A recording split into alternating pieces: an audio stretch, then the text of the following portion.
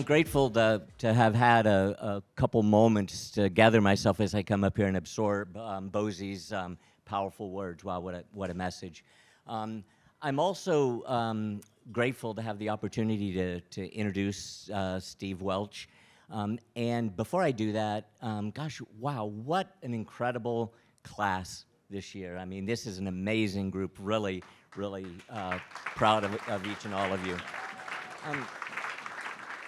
So I'm happy that I get to do this for Stephen because, I have a bit of a unique perspective. I got to experience Stephen as an opponent, as a teammate, and as a player on a team that I coached. So, gosh, the whole gamut of fearing him, needing him, respecting him, and what a career Stephen had. And he was great from the start. When he began playing wheelchair basketball as a junior, he took to it immediately and was a dominant player, even that young and that early. From the first time he was on the court, I think he was amazing. He transitioned there to UTA and has been a bit of a pioneer in each of the places he's been because at UTA he led them to their first two of what is now a larger number of intercollegiate national championships. But he was there for their first ones, and in each of those years, he was the MVP of the intercollegiate tournament. And then he was a star player and a leader for one of the NBA's true dynasties, with the Dallas Mavericks. He was there before they won their first championship in 1997. And by the time he finished his time playing with the Mavs, they had 7 national championships. And he collected 3 MVPs during those seasons. He also was a member of U.S. national teams 3 times, each of those teams winning gold medals. He was always a defensive priority for any team that ever played against him. No team, I think, ever went into a game without saying we have to account for Welch, okay? Because he, for those of you who played with him or against him, he was lightning quick, and he was out of there the second the ball hit the glass. So he would play with, a big guy's Beak, Waller, Glassbrenner, Colton, who would pull those rebounds and here, send it, and off the ball went. And then he would run it down no matter where it was and finish with either hand.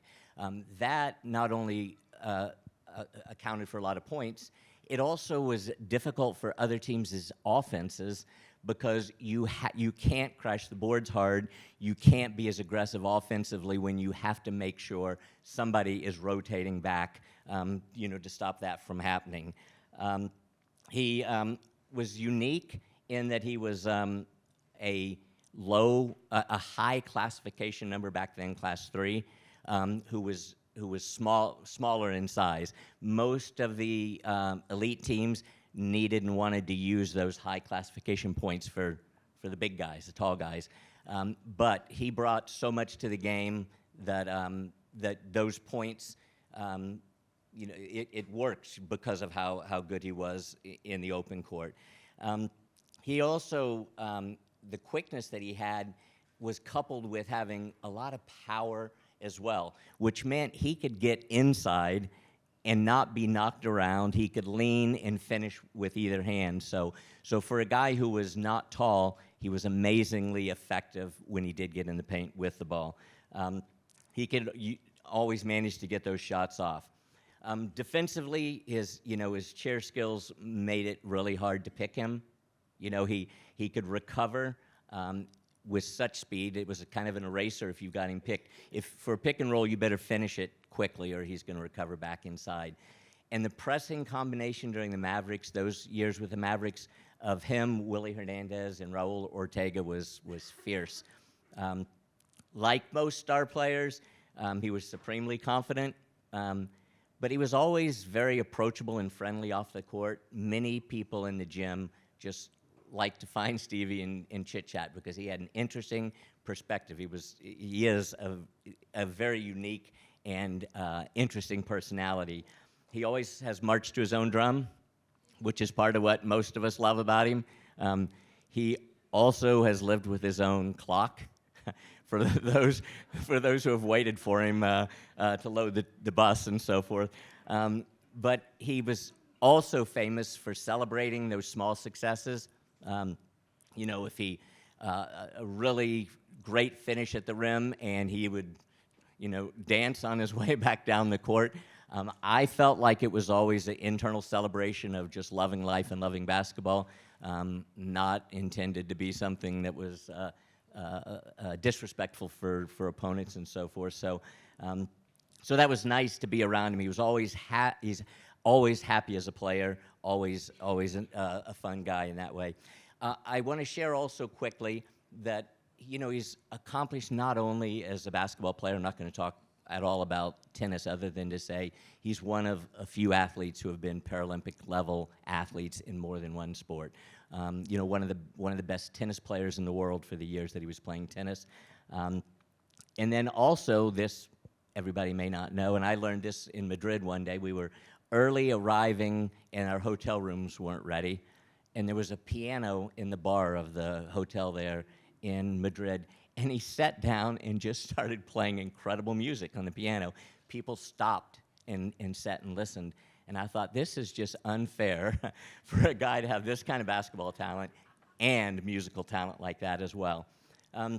So in closing, his engaging and fun personality always made it a true pleasure to play with him and to coach him. It also didn't hurt that you usually won when you were playing with him.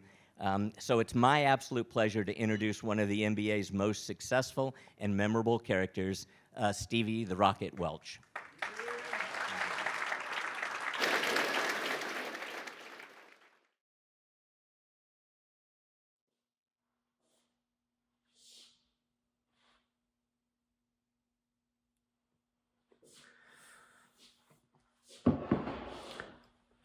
Thank you, Carlton Dixon. Reveal suits.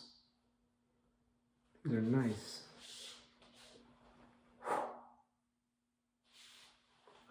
Already left instructions to be buried in this jacket. 33 years ago, Dallas Mavericks invited me to the Final Four, and I was listening to an old fella give a Hall of Fame acceptance speech. And I don't remember much of what he said, but I do remember thinking, man, one day that could be me up there.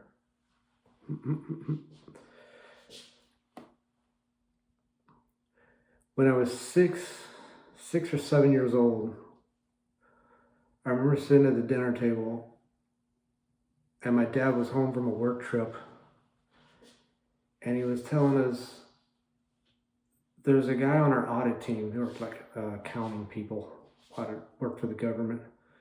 The guy on the audit team, he's in a wheelchair, and like back then there was a stigma attached to that. People thought if you're in a wheelchair, you're an invalid and probably mentally slow as well. Because places weren't accessible. The wheelchairs were like tanks, so you could end up being isolated. But this guy was not that. He said this guy would run around in his wheelchair and he would get stuff from the people that they were like working against the employees, but he could get stuff because he was in the wheelchair. So it ended up that he was like the most valuable member of the team, right? And he was really smart and mischievous. And so anyways, he told everyone, he's like, if this government audit doesn't end before wheelchair basketball practice begins, then I quit.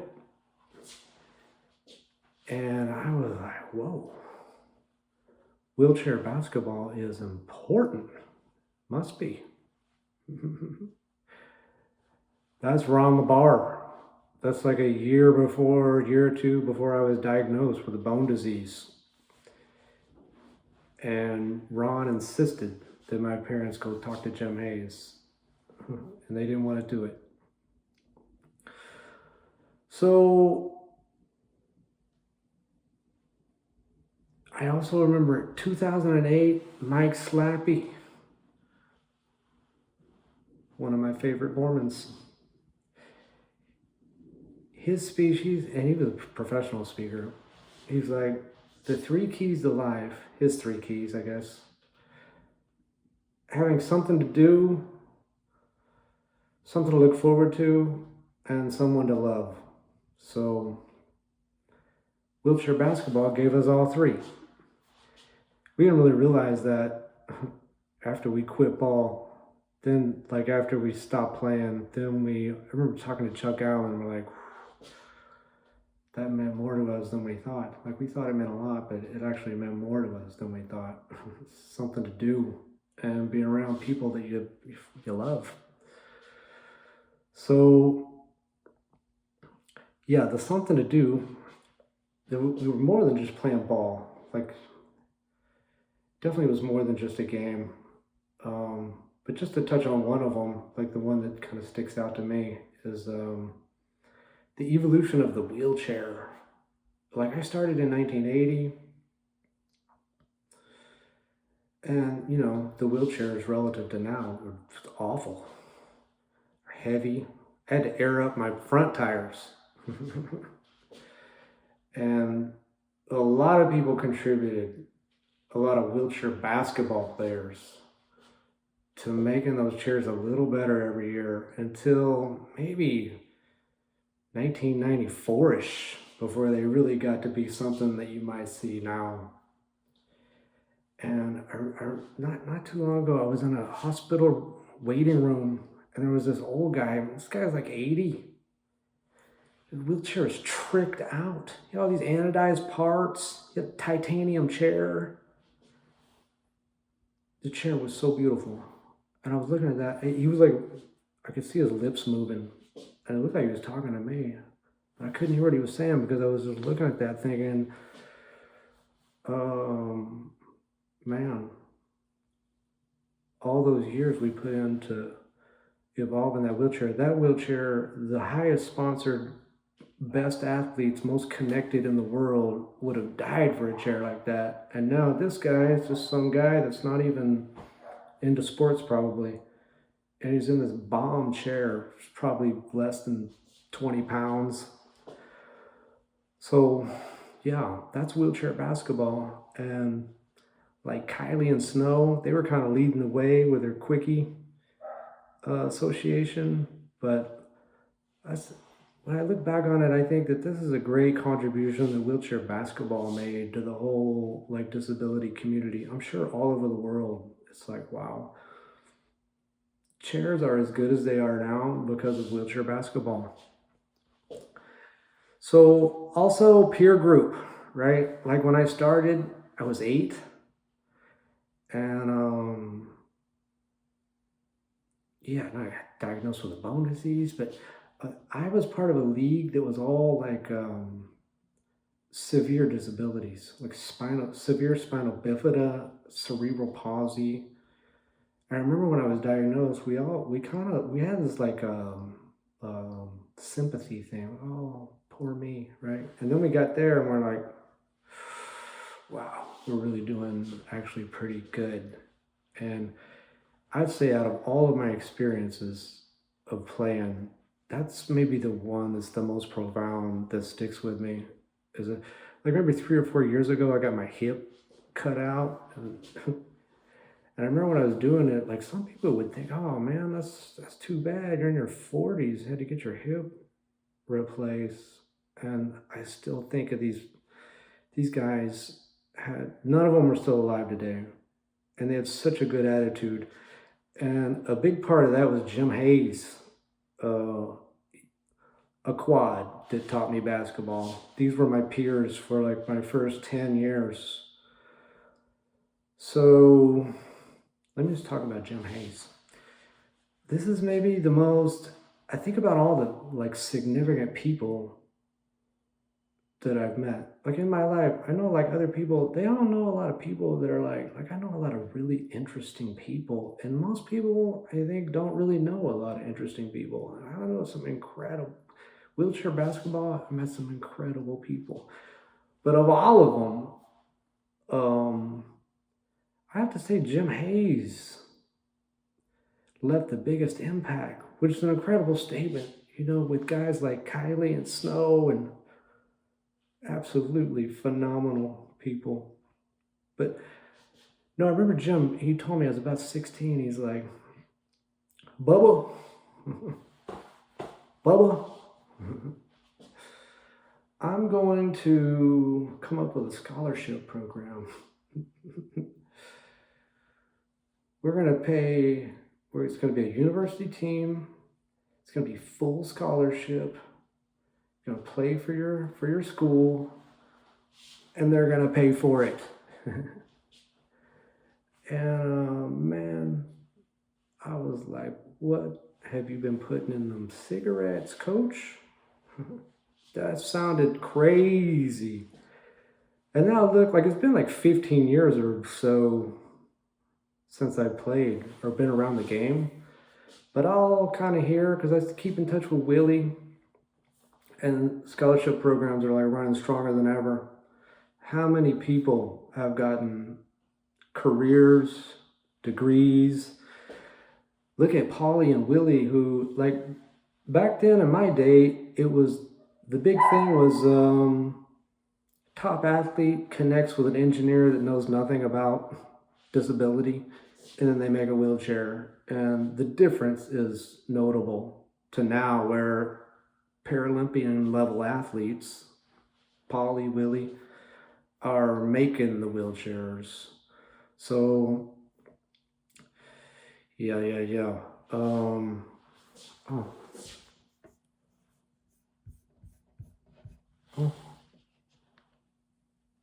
sorry, I'm at the 10-minute mark and my notes just disappeared. Yeah, I'm gonna have to cut it short here. I got more here than I can say. So let me mention glass printer.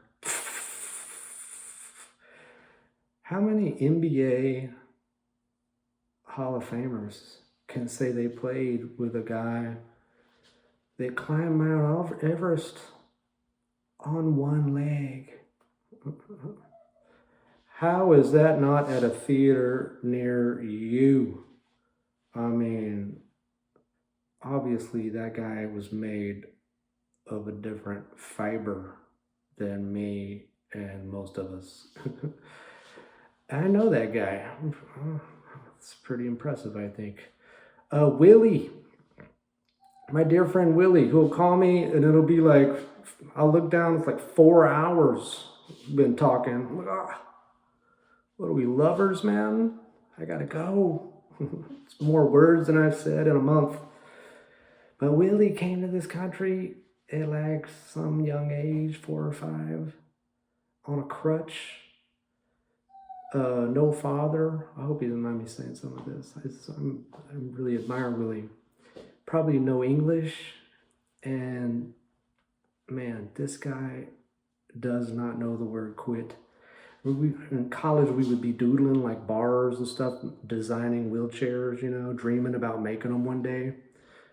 And he actually did it after many times where any reasonable individual would have quit. I certainly would have.